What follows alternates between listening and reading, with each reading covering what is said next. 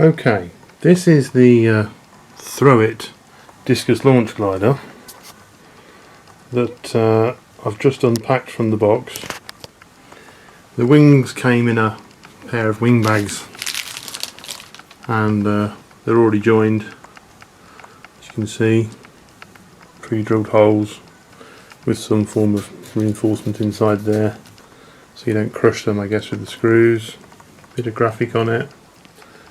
The tips, very close aileron gaps, and your throwing on the end is there. The fuselage is basically an empty tube, two pre-drilled, pre-screwed holes to hold the wing on, and down the bottom end there is a mount for your horizontal stabilizer. There's no slot or anything in the end for your tail, and also I found, if I can get this to focus, come on, focus on my thumb, it's very thick at the edges but very thin and flimsy here. There's nothing to it at all. Come on, focus. But I guess that doesn't matter because you're going to cut some of that away. For the tail, it's covered in glue. It's all sticky halfway down. There's obviously been a sticker or a plaster or some form of tape been put on that at some point. There was none on that area when it was in the box, so historically someone's been there.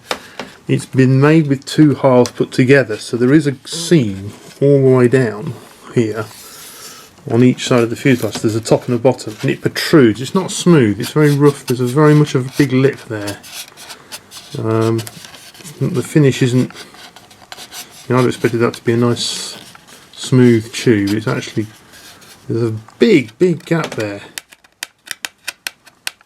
So anyway, that's that. And inside the pod there is nothing. It's just an empty hole for your build.